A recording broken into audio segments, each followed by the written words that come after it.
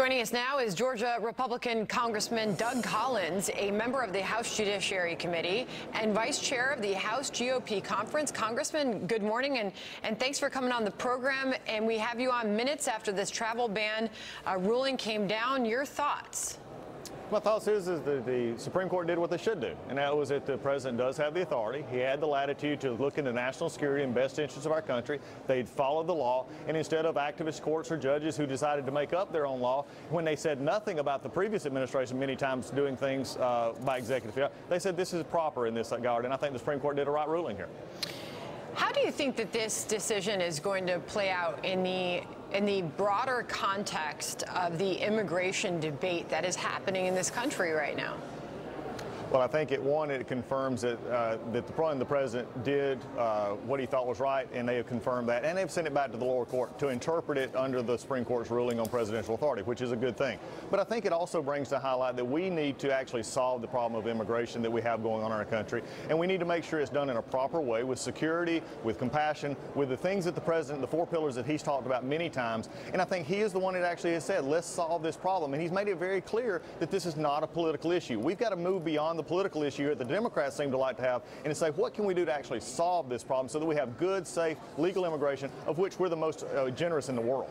Considering the headlines right now are that this is a big win for the Trump administration, Congressman, how will this play out politically?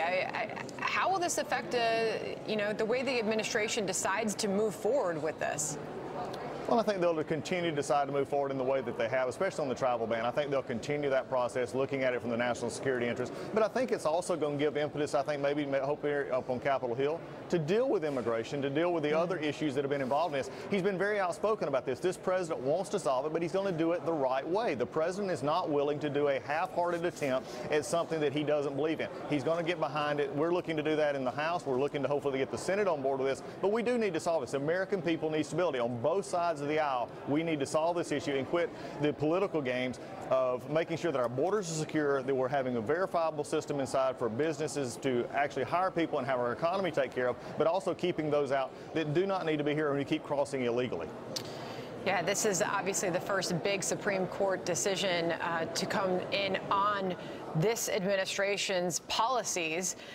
So considering it is being viewed as a win, the 5-4 opinion, this was written by Chief Justice John Roberts, it found that this restriction, this travel ban, fell squarely within the president's authority. Obviously, this is going to be talked about in the context of what the president's authority is when it comes to immigration. How do you feel about that? Well, I think it follows the law in many cases here. What we've got to understand is the president is the chief executive officer when it comes, and especially his number one foremost opinion is to actually take care of the national security interest. That was where this issue was framed. He framed it as a national security interest. He framed it as a need to make sure people are properly vetted, coming from places in the world that do not like us. There are people all around the world who hate us simply because we are free. They don't not the folks who want to come here legally, the ones who want to come and find a place, we need to find places for them. But the president said, those of you who want to do us harm, we're going to make sure we have the proper vetting in place to make this happen. And the Supreme Court upheld that, saying that the commander-in-chief has the national security responsibility clearly in his wheelhouse. Yeah, Sotomayor, the Supreme Court justice, she found, she was a dissenter in this. She said a reasonable observer would conclude that the proclamation was motivated by anti-Muslim animus. And she was joined in dissent by Justice Ruth Bader Ginsburg. They did not mince words in their dissent of this ruling. Well, I think the problem is as I was in law school, you actually dealt with words on paper, not emotions and feelings that you saw that maybe came out from somewhere that they're implying. Words on paper matter in this town, and it should matter across the country. The ban, it was put out in an executive order form. It said what it needed to say, and it said it in the proper context of executive authority. I think for them to come back and want to take in the opinions of others and what they think may or may not have taken it into account is, again, judicial bias in many ways to say this is what we would have preferred, but when they come to the law, maybe they should go back and remember what they actually learned or taught in law school, that you actually look at the letter of the law.